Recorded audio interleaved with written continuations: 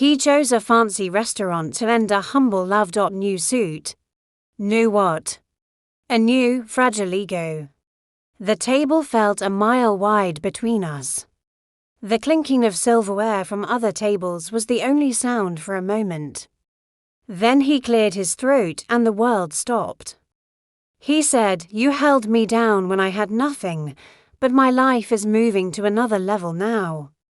Victoria. She fits that world." The words hung in the air, cold and sharp. I looked at him, searching for the man I once knew, but he was gone, replaced by this stranger in an expensive suit. I finally found my voice, though it trembled. "So you're leaving me for her." The silence that followed was louder than any argument we'd ever had. It was a deafening confirmation. He didn't deny it. He couldn't even meet my eyes. In that moment, something inside me broke, but something else began to build.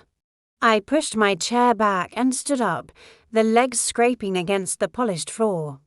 I looked down at him, not with hate, but with a strange, sudden clarity. I hope her world is worth losing mine. I turned and walked away, expecting to hear his footsteps behind me, to hear my name called out. But he didn't follow. He just let me go. And that told me everything I needed to know. The first few nights were the hardest. I cried. A deep, gut-wrenching sob that seemed to come from a place I didn't know existed. The pillow was soaked, my eyes were swollen, and the world felt grey. Every corner of my apartment held a memory of him, a ghost of a laugh, a whisper of a promise now broken. It felt like the pain would swallow me whole. But it didn't. The pain did not kill me. Instead, it woke me up. It was like a splash of ice-cold water to the face.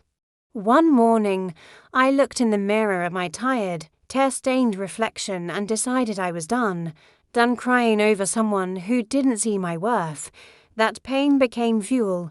I poured all that energy, all that heartache, into myself. I started working harder at my job, staying late, taking on projects no one else wanted. I went back to school, burying myself in textbooks and lectures, discovering a passion for learning I never knew I had. Slowly, day by day, I started to rebuild. It wasn't an overnight transformation. There was no magic wand, no miracle.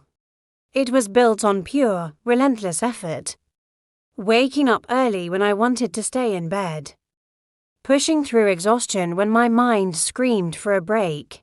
Every small victory, every page turned, every deadline met, was a brick I laid in the foundation of my new life. I became the woman he never believed I could be. More than that, I became the woman I never knew I could be. Luxury is loud, but unhappiness is silent. From the outside, his new life looked like a dream. Glossy photos on social media showed them on yachts, at exclusive parties, dripping in designer clothes. They were the picture-perfect couple. But I've learned to see what's hidden behind the filters. I saw it in the rare moments their guard was down, a fleeting look in his eyes in a tagged photo. He had the lifestyle, but he didn't have love. He had pressure, but he had no peace. The vibrant, joyful man I once loved was gone, replaced by a hollow shell chasing a life that was draining him. I could see the cracks in their perfect facade. The forced smiles, the tension in his shoulders. It wasn't my place to feel vindicated. Seeing him unhappy didn't bring me joy. It just brought a quiet sadness for the man he used to be. I found myself looking up at the sky one night, thinking of him, and I whispered a small prayer into the darkness. God, please help him grow anyway. I had found my peace, and I genuinely hoped he would find his, even if it was without me. 3 years passed. 3 years of healing, growing, and building a life that was entirely my own. Then, one rainy evening, there was a knock at my door. The sound echoed through my quiet, peaceful apartment, stirring up old memories I thought were long buried. I opened the door, and there he was, soaked from the rain, looking older, more tired than I'd ever seen him. The expensive suit was gone, replaced by a simple jacket that clung to his frame. He just stood there for a moment, dripping onto my welcome mat. Finally, he spoke, his voice barely a whisper against the sound of the storm outside. "Victoria's gone. I lost everything chasing that life. I lost myself. And I lost you." His eyes were filled with a regret so profound it was almost tangible. "Can I have another chance?" This was it. The apology I once begged God for on my knees. The words I thought I needed to hear to finally be whole again. But standing there, looking at the ghost of my past, I realized something. I wasn't the same girl he had left behind in that fancy restaurant. I was already whole. I looked at him, not with anger, but with a calm sense of closure. The storm inside me had passed long ago. "I forgive you," I said, and I meant it. "But I will not return to a place I had to heal from." He looked stunned, as if he truly believed he could just walk back into my life. He whispered, his voice cracking, "So there's no chance?" A gentle smile touched my lips. It wasn't a smile of victory, but of peace. "You left me while I was in the process of becoming her," I said softly, gesturing to myself, to the life I had built. "Now that I am her, you are not invited back." The finality of my words hung in the air between us. He nodded slowly, the last bit of hope draining from his face. He turned and walked away into the rain, a solitary figure disappearing into the night. This time, I didn't watch him go. I closed the door, and the only sound was the gentle click of the lock securing my peace. He left me for a rich girl, and 3 years later, he came back to a rich woman. But my richness wasn't in a bank account or a luxury apartment. I didn't become rich in money. I became rich in self-worth, in resilience, in the unbreakable peace I had fought so hard to build for myself.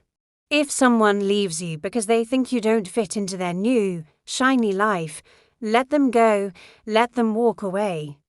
Because your value is not determined by someone else's ambition or their definition of success. You are not a stepping stone, you are not a backup plan, you are the blessing they weren't wise enough to keep. Remember that. Thank you for watching Broken Hearts TV. If this story resonated with you, please like this video, subscribe to our channel, and share your own story of healing and growth in the comments below. You never know who you might inspire. Listen, I've got a message for you today, and I really need you to hear this. If someone walked away from you to chase status, to chase money, or to chase some idea of a better life they thought they could get without you, please do not wait for them. Don't sit around hoping they'll realize their mistake and come back. I want you to understand something crucial. You were not replaced. Let me say that again, you were not replaced, you were simply redirected. The universe, or whatever you believe in, is pointing you toward something better, something meant for you. This isn't a loss, it's a redirection to your true path. You deserve someone who chooses you. Not status, remember your worth. Welcome to Broken Hearts TV, where we explore real stories of love and healing. Subscribe for more.